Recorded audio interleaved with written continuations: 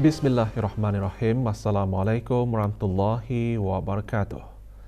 Kebawah Duli Maha Mulia Paduka Seri Baginda Sultan Haji Hassanal Bolkiah Muizzuddin Wad Daulah, Ibni Almarhum Sultan Haji Omar Ali Saifuddin Sa'dul Khairuddin, Sultan dan Yang di-Pertuan Negara Brunei Darussalam bertitah menekankan ASEAN dan Australia telah memupuk persahabatan yang erat berdasarkan sikap saling mempercayai dan menghormati sejak tahun 1974 sehingga membolehkan pengembangan bidang kerjasama dan menangani pelbagai cabaran bersama. Perkongsian itu titah baginda telah menyumbang kepada keamanan dan kemakmuran serantau yang membawa kepada penubuhan perkongsian strategik komprehensif ASEAN-Australia pada tahun 2021. Kebawah Duli Maha Mulia bertitah demikian semasa berangkat menghadiri sesi plenari Sidang Kemuncak Khas ASEAN Australia bersama ketua-ketua negara dan kerajaan ASEAN Australia dan Republik Demokratik Timor Leste di Melbourne Convention Exhibition Centre MCEC. Sidang Kemuncak Khas tersebut adalah bagi meraihkan ulang tahun ke-50 sejak Australia menjadi rakan dialog ASEAN pertama pada tahun 1974 dan bertujuan untuk meningkatkan kerjasama ASEAN Australia di bawah perkongsian strategik komprehensif.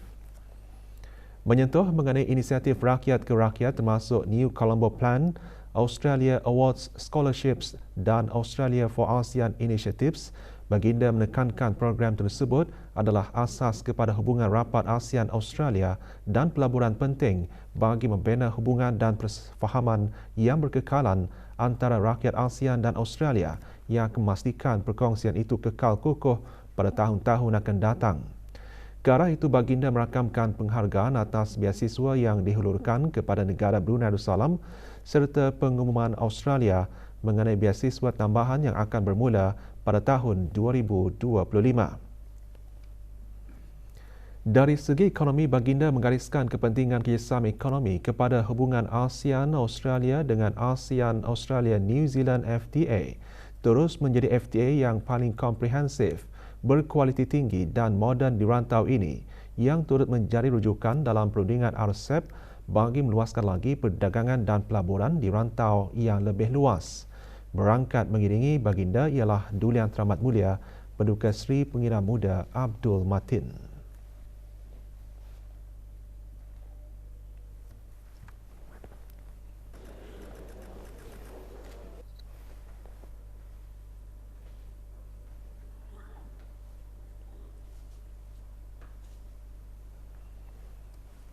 Sesi plenari Sidang Kemuncak Khas ASEAN Australia bermula dengan ucapan pembukaan oleh The Honourable Anthony Albanese, Perdana Menteri Australia dan Tuan Yang Terutama Sonseh Sifandon, Perdana Menteri Republik Demokratik Rakyat Lao selaku pengerusi ASEAN.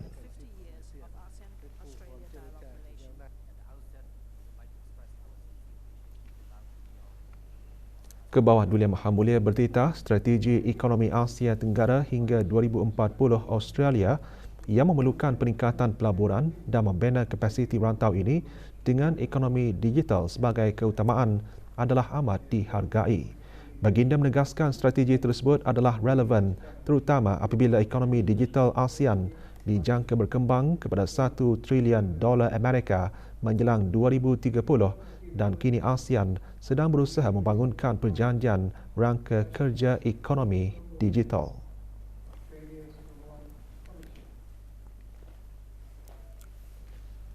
Dalam pada itu, Kebawah Duli Maha Mulia juga mengadakan perbincangan yang membina dengan para pemimpin lainnya dalam memperkukuhkan lagi kerjasama ASEAN-Australia di bawah 3 tonggak komuniti ASEAN. Para pemimpin juga memberi pandangan dan tumpuan masing-masing kepada beberapa topik termasuk ASEAN Centrality, kestabilan dan kemakmuran rantau ASEAN dan Australia, pengemaskinian ASEAN Australia New Zealand Free Trade Agreement, Digital Economy Framework Agreement DEFA, ekonomi digital, tenaga hijau, peralihan tenaga dan tenaga yang diperbaharui, perdagangan dan pelaburan, perhubungan maritim dan juga perubahan iklim. Pada penghujung sesi plenari, The Melbourne Declaration, A Partnership for the Future dan The ASEAN Australia Leaders Vision Statement, Partners for Peace and Prosperity telah diluluskan. Ke bawah Duli Maha Mulia seterusnya berangkat bersama para pemimpin lainnya menghadiri majlis santap tengah hari yang dihoskan oleh Puan Yang Terutama Profesor The Honourable Margaret Gardner AC, Governor Victoria di State Drawing Room, Governor House, Victoria. Pada sesi retreat sidang kemuncak khas ASEAN Australia yang berlangsung di Government House, Victoria, ke bawah Duli Maha Mulia bertitah menzahirkan kebimbangan mengenai ketidaktentuan geopolitik global dan cabaran yang semakin meruncing dan berkembang meskipun jauh berlaku tetapi ianya turut menjejaskan rantau ini.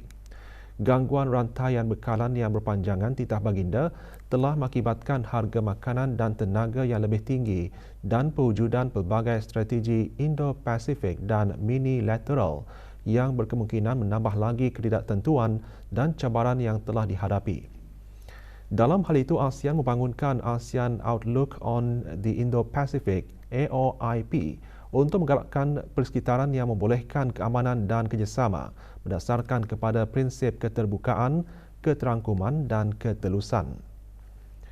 Baginda menegaskan kemakmuran berterusan rantau ini bergantung kepada keamanan dan kestabilan di lautan dan sekitarnya, terutamanya apabila 60% perdagangan global melalui kawasan maritimnya. Perdagangan maritim tersebut bukan sahaja memberikan cabaran sekuriti dan keselamatan, tetapi juga boleh memberi kesan buruk kepada persekitaran marin, termasuk disebabkan oleh pencemaran dan kemerosotan habitat semula jadi. Inilah sebabnya titah baginda kerjasama maritim merupakan satu bidang keutamaan dalam AOIP, dengan isu tersebut dapat ditangani bersama. Ke arah itu, kerjasama dengan Australia adalah dilalukan untuk meningkatkan kesedaran domen maritim bagi pengurusan sumber marin yang mampan, memelihara biodiversiti dan memastikan laluan laut yang selamat dan terjamin. Menyentuh mengenai cabaran perubahan iklim global yang berterusan, baginda juga menggariskan kepentingan untuk bekerjasama dengan Australia dalam menangani perkara itu yang mengakibatkan kejadian cuaca buruk lebih kerap, menyebabkan kerosakan kepada infrastruktur dan juga mengganggu aktiviti pertanian. Justru, ASEAN dan Australia perlu bekerjasama untuk mengurangkan kesan perubahan iklim terhadap kehidupan rakyat dan bagi memenuhi komitmen yang telah dibuat pada Conference of the Parties ke-28, terutamanya ke arah peralihan tenaga.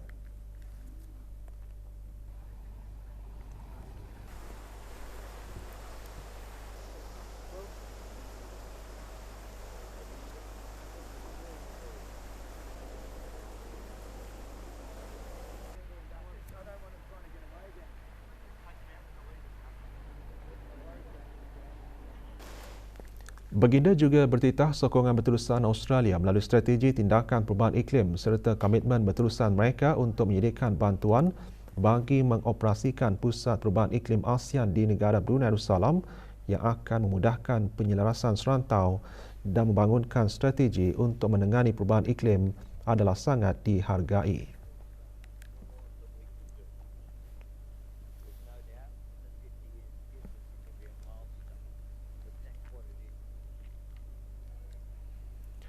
Selesai menghadiri sidang kemuncak khas ASEAN Australia, ke bawah Duli Maha Mulia berangkat meninggalkan Melbourne, Australia. Sebelum berangkat balik, doa selamat dibacakan oleh Yang Berhormat Bihin Datuk Seri Maharaja Datuk Paduka Seri Setia Dr. Ustaz Haji Awang Abdul Aziz bin Junid, Mufti Kerajaan.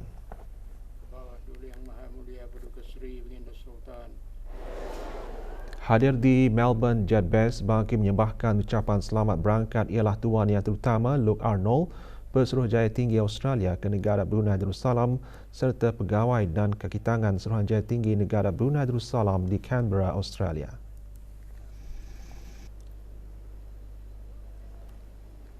Mesyuarat pertama dari musim permesyuaratan ke-20 Majlis Mesyuarat Negara yang bersidang bagi hari ke-7 kemarin meluluskan peruntukan Kementerian Sumber Utama dan Pelancongan.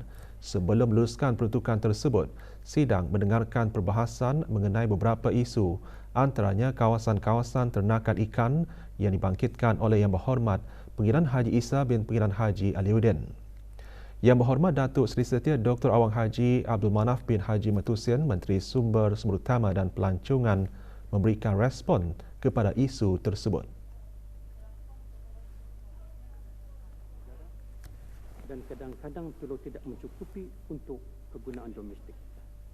Sebanyak 17,722 hektar disediakan di offshore, iaitu Victoria 4,700 hektar, Nankiville 6,613 hektar, Littledale 4,264 hektar, Pilong A 2,000 dan Pilong B 120 hektar. Kawasan-kawasan untuk diusahakan bagi aquaculture offshore.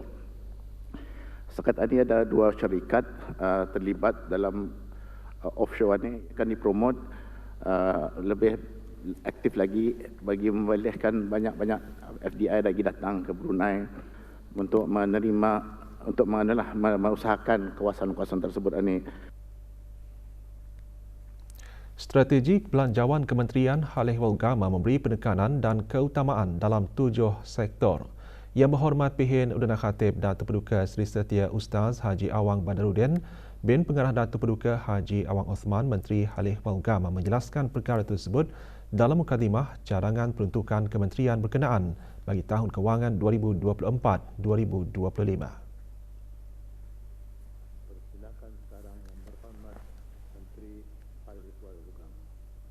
Pertama, pendidikan, iaitu memperuntukkan sebahagian besar daripada belanjawan yang disokong. Yang kedua, bidang dakwah, meningkatkan penyampaian dakwah mantap dengan lebih efektif dan berkesan secara berterusan. Yang ketiga ialah zakat, dengan tertubuhnya Jabatan Urusan Zakat, Wakaf dan Baitul Mal. Kutipan dan agian zakat harta dan zakat fitrah akan dapat dilaksanakan dengan lebih efektif. Yang keempat ialah pemeliharaan prasarana, meneruskan kerja-kerja pemeliharaan prasarana Kementerian Hal-Ehwal Agama. Yang kelima, penambahbaikan penstrukturan bagi kelicinan pentadbiran dari semasa ke semasa. Yang keenam ialah pelaksanaan undang-undang syariah. Ia termasuk meningkatkan tahap kecekapan dan profesionalisme pegawai-pegawainya. Yang ketujuh ialah peningkatan aktiviti pensijilan halal. Menteri Hal-Ehwal Agama juga menjelaskan mengenai inisiatif-inisiatif yang dilaksanakan berkaitan pelaksanaan pengintegrasian mata pelajaran agama ke dalam sekolah pendidikan umum, antaranya penelitian pengemaskinian kurikulum yang sedia ada. Prosesnya pada masa ini mata pelajaran pendidikan Islam ini menekankan kepada aspek-aspek peranan nilai-nilai murni, unsur-unsur kebaikan dan kebajikan yang bertujuan untuk membekalkan pengetahuan, kefahaman dan kemahiran mengikut keperluan dan peringkat umur murid. Perkara ini turut disesuaikan dengan mengambil kira keperluan penghayatan hidup beragama dalam masyarakat yang berketani. Bukan saja ada orang Islam di sekolah-sekolah, tetapi yang juga ada orang-orang yang bukan Islam. Jadi pembelajarannya itu adalah juga mengambil kira aspek-aspek tersebut. Turut disentuh lepasan pengajian tinggi di bidang agama yang sebenarnya boleh masuk dalam jawatan perkhidmatan awam biasa. Kerana kita ini melihat ia untuk hanya berkhidmat di bidang Kementerian Hal-Ehwal Agama. Tapi sebenarnya kalau kita ini melihat kelulusan-kelulusan mereka itu boleh dalam syarat-syarat perjawatan pun boleh mereka masuk ke dalam perkhidmatan awam biasa. Dan ini sudah terbukti, ada yang lepasan daripada tahfiz masuk ke dalam mainstream perkhidmatan sebagai pegawai BAS misalnya. Ada yang sudah berjawatan DO dan sebagainya atau di Angkatan Bersenjata. Kos menunaikan fardu haji yang tinggi antara isu yang menjadi tumpuan persidangan pada sesi sebelah petang. Soalan yang dikemukakan oleh Yang Berhormat Dayang Hajah Safiah binti Syekh Haji Abdul Salam itu juga mendapat penjelasan dari Menteri Hal-Ehwal Agama. Dan sederhana, terpaksa menangguh dan membatalkan. Faktor yang tidak dapat kita kawal ialah faktor tempat tinggal, iaitu hotel di Mekah, Madinah dan di Masyair atau iaitu Arafah dan Mina. Itu kita dapat kita kawal tentang harganya, tetapi kita boleh negotiate tentang harganya. Dan yang kedua, transport daripada airport sepanjang masa bas yang digunakan untuk pengangkutan dari airport ke hotel ke nanti ke Arafah ke Mina, balik semula dan sebagainya pun di luar kawalan Ketani. Sementara itu, Yang Berhormat Awang Muhammad bin Abdullah alias Lim Swee An pula membangkitkan mengenai pengurusan tanah wakaf. Menteri Halih Agama menjelaskan perancangan tersebut bergantung kepada maksud berwakaf itu sendiri. Apakah perancangan pihak kementerian di dalam mengurus takbir tanah? Kalau ia digunakan untuk masjid atau surau, itulah niatnya itu mesti dipenuhi. Kalau sudah terpenuhi, alhamdulillah. Kalau belum terpenuhi, kita usahakan mencari untuk memenuhinya. Tapi bergantung pula kepada lokasinya, bergantung pula kepada keluasannya. Kalau lokasinya itu di tempat yang sudah ada masjid, jadi tidak ada keperluan di sana tu. Ataupun belum ada masjid, tetapi keluasannya indah menepati kehendak bagi pembangunan masjid. Misalnya ia setengah hektar, tidak dapat bagi masjid, di mana sekarang menaruh parking dan sebagainya.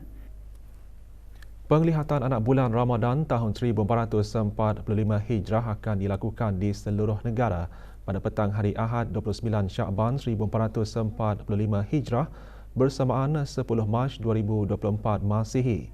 Hakim-hakim syar'i dan pegawai-pegawai mahkamah syariah, Jabatan Kehakiman Negara, Jabatan Perdana Menteri bersama pegawai-pegawai dari Jabatan Ukur Kementerian Pembangunan akan berada di tempat-tempat yang telah ditetapkan untuk meruqyah anak bulan Ramadan.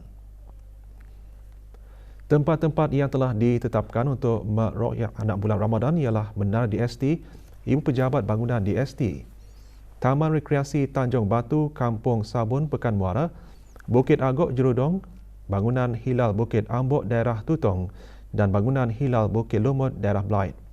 Orang ramai diminta supaya tidak mendekati tempat-tempat tersebut. Pengumuman 1 Ramadan bagi tahun 1445 Hijrah 2024 Masihi akan disiarkan melalui radio televisyen Brunei. Sebaik sahaja keputusan meruqyah diperolehi. Mulai 1 Ramadan, 372 orang beserta beberapa institusi perbankan dan telekomunikasi selaku penyedia perkhidmatan bagi pembayaran zakat fitrah dalam talian dilantik sebagai amil untuk mengutip zakat mengikut kawasan yang ditentukan. Majlis penyampaian sijil tauliah kepada amil-amil tersebut diadakan di seluruh negara. Di daerah Brunei dan Muara, majlis diadakan di Masjid Hasanal Bolkiah, Rancangan Perumahan Negara RPN Mentiri. Penyampaian sijil tauliah amil disempurnakan oleh Pengiran Datuk Seri Paduka Haji Muhammad Tashim bin Pengiran Haji Hassan, Timbalan Menteri Halih Agama selaku naib yang dipertua Majlis Ugama Islam. Di daerah ini, 214 amil dilantik bagi 81 buah kawasan.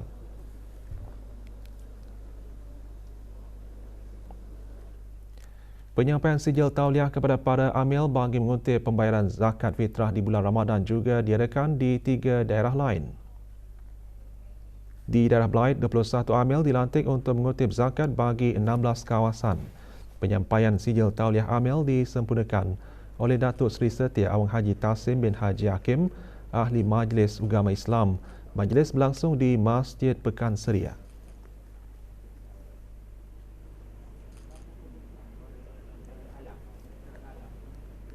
Sementara itu, 60 amil dilantik bagi 30 kawasan di daerah Tutong. Sijil tauliah amil diserahkan oleh Datuk Seri Setia Dr. Awang Haji Mazanan bin Haji Yusof, Ahli Majlis Ugama Islam Brunei. Majlis berlangsung di Masjid Ar-Rahim, Kampung Bukit Panggal.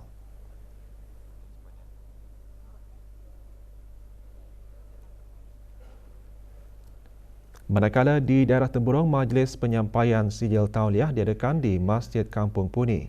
Penyampaiannya disempurnakan oleh Awang Haji Muhammad Sarudin bin Haji Timbang, Ahli Majlis Ugama Islam. 24 amil dilantik bagi 13 kawasan di daerah berkenaan.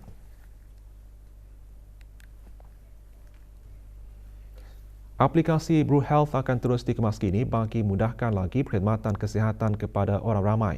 Demonstrasi ciri-ciri aplikasi Bru Health seperti sistem pengurusan giliran atau Queue Management System QMS, konsultasi video, self check-in dan rekod kesihatan pesakit diadakan di Pusat Kesihatan Muara.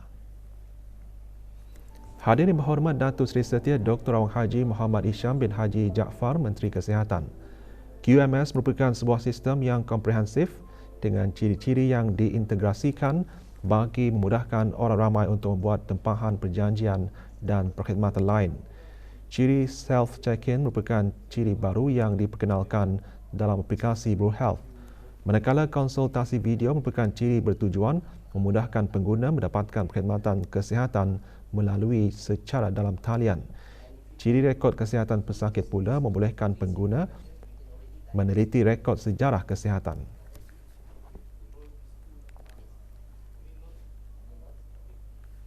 Jawatan Kuasa Takmir Masjid, Muslimah Masjid dan Belia dan Beliawanis Masjid Kampung Perpindahan Mata Mata Gadong dengan kerjasama Majlis Perlindungan Kampung Perpindahan Mata Mata Gadong malam tadi menganjurkan Majlis Khatam Al-Quran. Majlis berlangsung di Masjid Kampung Perpindahan Mata Mata Gadong.